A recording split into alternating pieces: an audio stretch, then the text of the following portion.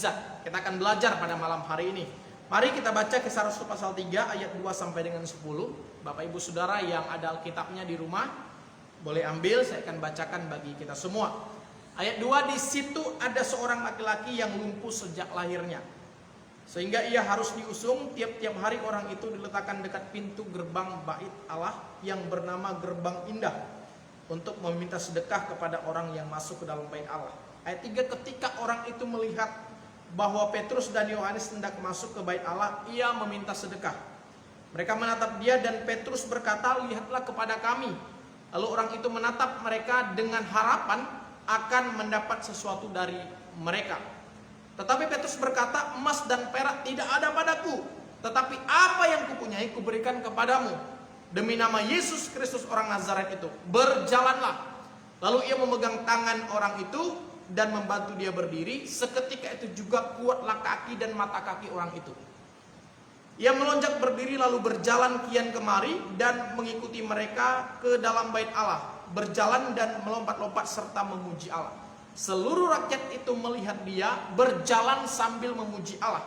Lalu mereka mengenal dia sebagai orang yang biasanya duduk meminta sedekah di gerbang indah bait Allah, sehingga mereka takjub dan tercengang tentang apa yang telah terjadi padanya. Baik Bapak Ibu Saudara yang dikasihi Tuhan, malam hari ini saya akan menyampaikan kepada kita semua, ya, seperti yang sudah diupload beberapa waktu yang lalu, tentang mujizat. Apa itu mujizat? Mujizat Bapak Ibu Saudara, kalau menurut Kamus Besar Bahasa Indonesia, mujizat itu adalah peristiwa ajaib yang sukar dijangkau oleh manusia. Ya, sekali lagi, menurut Kamus Besar Bahasa Indonesia, Bapak Ibu Saudara, mujizat itu adalah peristiwa ajaib yang sukar dijangkau oleh manusia. Ya, dengan kata lain saya juga mau mengatakan bahwa mujizat itu adalah satu perkara atau peristiwa perbuatan Tuhan yang dilakukan terhadap manusia dan bertentangan dengan logika manusia. Itulah mujizat. Ada banyak contoh di Alkitab tentang mujizat, ya. Salah satunya dalam Perjanjian Lama, yaitu tentang Musa membelah laut Tiberau. Secara pikiran manusia, secara logika manusia, tidak mungkin laut yang seluas itu, air yang sebanyak itu dipukul pakai tongkat bisa terbelah. Ya, ini bertentangan dengan logika manusia. Tapi itulah mujizat. Dan di Alkitab, Bapak Ibu Saudara, banyak sekali dicatat, banyak sekali dituliskan, banyak sekali peristiwa yang nyata terjadi, yang Tuhan kerjakan, yang bertentangan dengan logika manusia. Itulah mujizat. Jadi sekali lagi saya mau katakan kepada kita, mujizat itu adalah satu perbuatan Tuhan atau peristiwa yang dibuat oleh Tuhan yang bertentangan dengan logika manusia. Hari-hari ini kita butuh mujizat Bapak Ibu Saudara. Dan hari-hari ini juga Bapak Ibu Saudara, saya yakin percaya Tuhan terlebih rindu untuk kita mengalami mujizat itu. Dan Tuhan mau nyatakan itu bagi setiap kita malam hari ini. Maka itu Bapak Ibu Saudara, bagi Bapak Ibu Saudara yang hari-hari ini mungkin kehilangan pengharapan, hari-hari ini melihat bahwa sesuatu perkara itu mustahil, tapi Tuhan mau nyatakan bagi kita untuk kita mengalami mujizat itu. Nah, orang lumpuh ini Bapak Ibu Saudara, dari ayat yang kita baca ini, ya, dia sudah dikatakan dalam Alkitab ini, kalau Bapak Ibu Saudara melihat dalam pasal selanjutnya, umurnya itu 40 tahun ke atas. Katakanlah 41 tahun.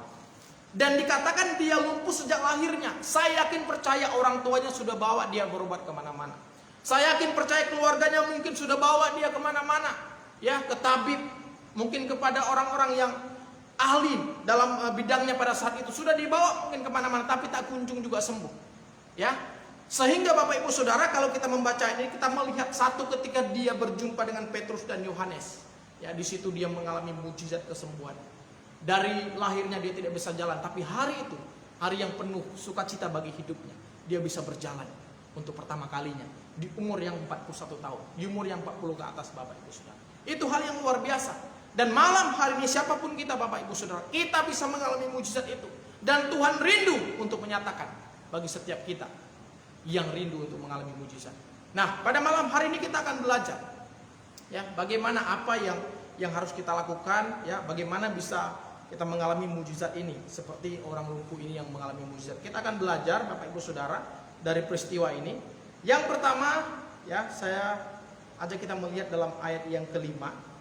Coba Bapak Ibu perhatikan dalam Kisah Rasul 3 ini, dikatakan di sini lalu orang itu menatap mereka, ya. Si lumpuh tadi ini menatap Petrus dan Yohanes dengan harapan mendapat sesuatu dari mereka. Ada kata harapan di sini Bapak Ibu Saudara. Ini berbicara apa? Hal yang pertama, kalau kita mau mengalami mujizat, kita harus memiliki pengharapan dulu. Ya. Apa itu pengharapan? Pengharapan itu adalah keinginan untuk jadi kenyataan.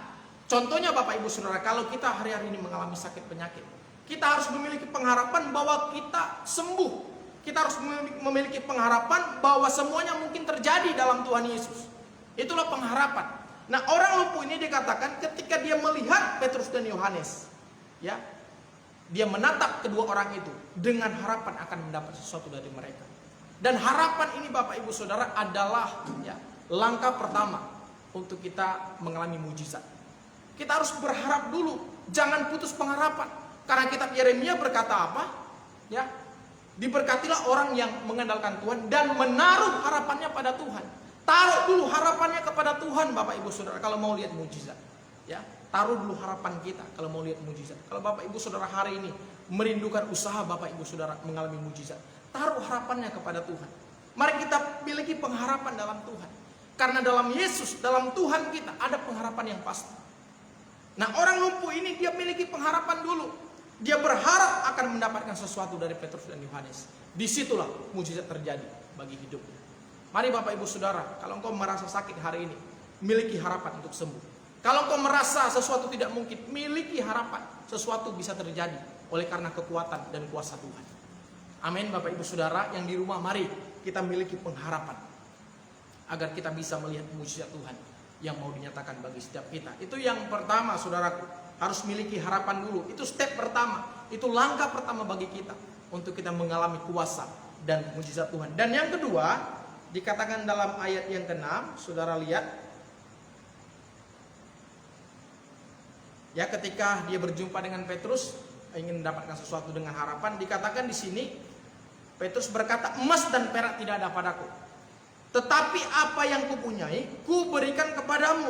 Demi nama Yesus Kristus orang Nazaret itu berjalan. Jadi hal yang kedua, gunakan nama Yesus. Bapak Ibu Saudara ya, kita sudah diberikan kuasa, kita sudah diberikan petunjuk untuk kita menggunakan nama Yesus ini dengan luar biasa Bapak Ibu. Ketika kita gunakan nama ini, maka mujizat terjadi. Nah, Petrus dan Yohanes tahu betul bahwa nama Yesus ini nama yang penuh kuasa. Mereka dengar langsung dari Tuhan Yesus bahwa mereka disuruh mengusir setan, menyembuhkan orang sakit dalam nama Yesus, bukan dalam nama yang lain. Sehingga waktu Yesus sudah naik ke surga dalam pasal 1 ya, sudah bangkit. Dalam pasal 3 ini Petrus dan Yohanes langsung menggunakan nama Yesus. Mereka praktekkan dan langsung terjadi kuasa mujizat. Kenapa demikian Bapak Ibu Saudara? Kenapa nama Yesus itu begitu berkuasa? Saya mau katakan nama ini bukan nama sembarangan. Nama ini langsung diberikan dari surga kepada Tuhan Yesus ketika dia ada di bumi. Dan dalam kitab Filipi dikatakan apa? Bahwa nama ini ya, segala kuasa itu di surga dan di bumi bertekuk lutut. Makanya kalau kita gunakan nama Tuhan Yesus dalam hal apapun itu, di sana akan terjadi perkara-perkara yang besar ya.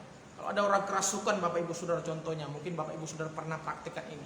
Ketika disebutkan nama Yesus, ada kuasa yang besar.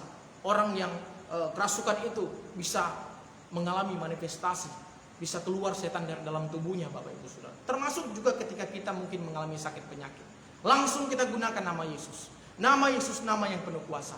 Nah, Petrus dan Yohanes tahu betul kuncinya, tahu betul passwordnya, sehingga waktu dia berjumpa dengan orang lumpuh itu, dia gunakan nama Yesus untuk menyatakan mujizat bagi orang lumpuh. Mari saudaraku, dimanapun berada, Bapak Ibu Saudara berada, jika kita membutuhkan mujizat malam hari, mari gunakan